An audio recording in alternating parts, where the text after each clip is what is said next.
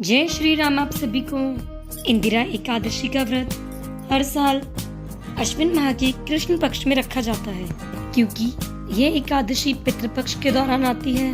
इसीलिए इसे पितरों का उद्धार करने वाली माना जाता है कि इस व्रत को करने से पितृ अधोगति से मुक्ति होकर मोक्ष प्राप्त करते हैं और उन्हें यमलोक से मुक्ति मिल जाती है। ऐसा माना गया है कि जो व्यक्ति इंदिरा एकादशी का व्रत करता है उसे मरणोपरांत स्वर्ग की प्राप्ति होती है।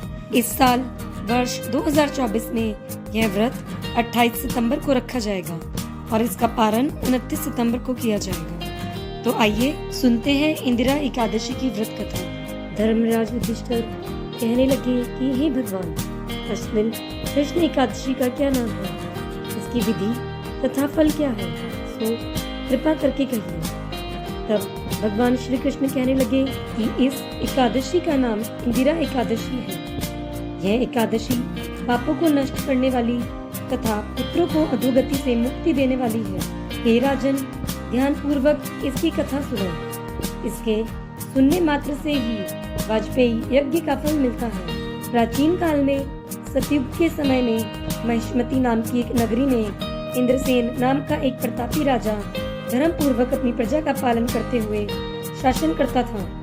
वह राजा पुत्र, पौत्र और धन आदि से संपन्न और विष्णु जी का परम भक्त था।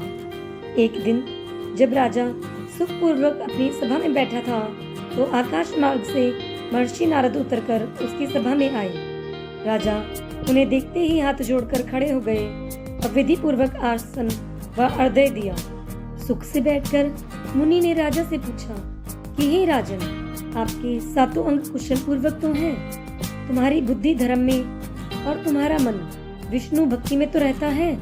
देवर्षि नारद की ऐसी बातें सुनकर राजा ने कहा, हे महर्षि, आपकी कृपा से मेरे राज्य में सब कुशल है तथा मेरे यहाँ यज्ञ कर्म आदि सब हो रहे हैं।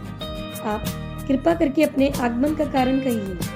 तब ऋषि कहने लगे कि हे राजन, आप आश्चर्य देने वाले मेरे वचनों को सुने।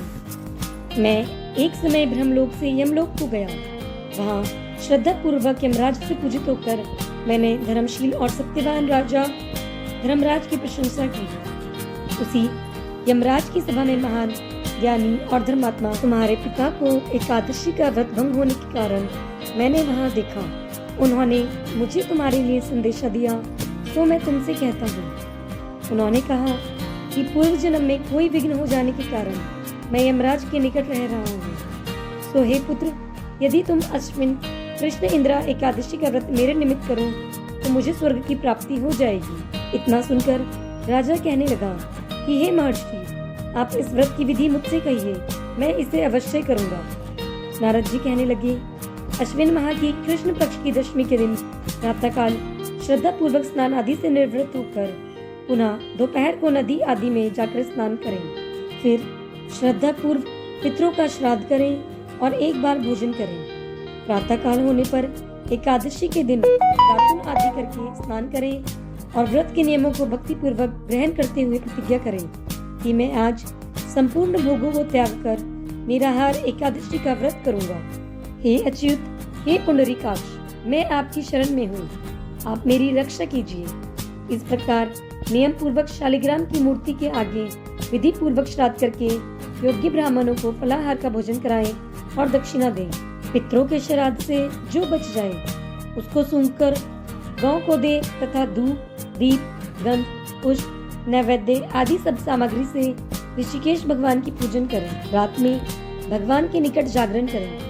इसके पश्चात द्वादशी के दिन प्रातः काल होने पर भगवान का पूजन करके ब्राह्मणों को भोजन कराएं। भाई, बंधुओं, स्त्री और पुत्र सहित आप भी मौन होकर भोजन करें। नारद जी कहने लगे कि हे राजन, इस विधि से यदि तुम आलस्य रहित होकर इस एकादशी का व्रत करोगे तो तुम्हारे पिता अवश्य ही स्वर्गलोक को जाएंगे। इतना कहकर नारद जी अंतर्ध्यान हो गए। नारद जी के कथन अनुसार राजा द्वारा अपने बांधवों तथा दासों सहित व्रत करने से आकाश से पुष्प वर्षा हुई और उस राजा का पिता गरुड़ पर चढ़कर विष्णु लोक को गया। राजा इंद्रसेन भी एकादशी के व्रत के प्रभाव से निष्कंटक राज्य करके अंत में अपने पुत्र को सिंहासन पर बैठाकर स्वर्गलोक को गए। हे युधिष्ठिर, ये इंदिरा एकादशी के व्रत का महात्म मैंने तुमसे कहा। इसके पढ़ने और सुनने से मनुष्य सब पापों से छूट जाते हैं और सब प्रकार के भोगों को भोगकर वैकुंठ को प्राप्त होते हैं। जय हो एकादशी महात्म की, जय हो भगवान हरि विष्णु की।